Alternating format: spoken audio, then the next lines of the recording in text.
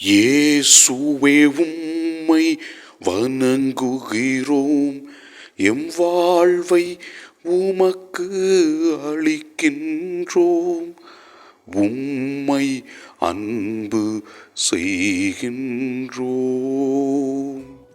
இன்று தாயாம் திரு அவை இயேசுவின் தோற்ற மாற்றப் பெருவிழாவை சிறப்பிக்கிறது. ஆண்டவரே, நீர் எங்களோடு இருக்கின்றீர் என்பதையும், எங்கள் வாழ்க்கையில் அதிசயம் செய்ய எங்களுக்கு உதவி செய்கின்றீர் என்றும் உணர்கிறோம். முதல் வாசகத்திலே நாம் பார்க்கிறோம், விண்ணுலகில் இறைவன் எவ்வாறு வீற்றிருக்கின்றார் என்றும், இயேசு கிறிஸ்துவின் உடனிருப்பையும், பல வானதூதர்கள் கடவுளுக்கு பணிவிடை புரிவதையும், மேலும் பலர் அங்கே இருப்பதை பற்றி தெல்லம் தெளிவாக விளக்குகின்றது.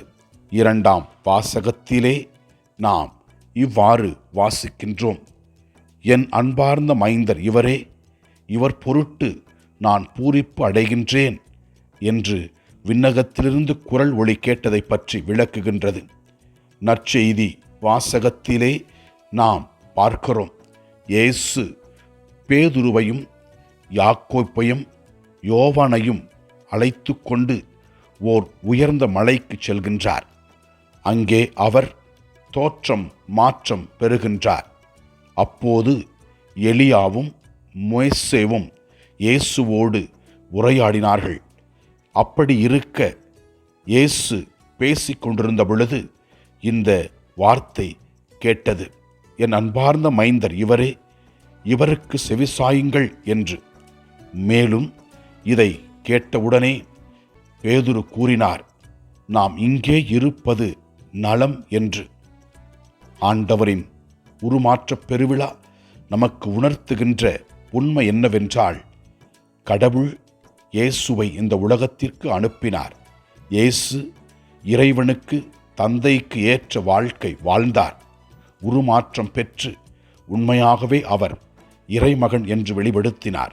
எனவே இயேசு கிறிஸ்துவின் உருமாற்றப் பெருவிழாவிலே நாம் அனைவரும் இயேசுவிடத்திலே நம்பிக்கை வைத்து நம் குடும்பத்திற்காக, நமக்காக, நம் வீட்டில் உள்ள அனைத்து தேவைகளுக்காக, தனிப்பட்ட தேவைகளுக்காக ஜெபிப்போம். இறைவன் நமக்கு ஆசி அளிப்பார். எல்லாம் வல்ல இறைவன் தந்தை, மகன், தூய ஆவியார் நம் ஒவ்வொருவரையும் ஆசீர்வதிப்பாராக. இயேசுவுக்கு புகழ். மரியே வாழ்க. ஆமென்.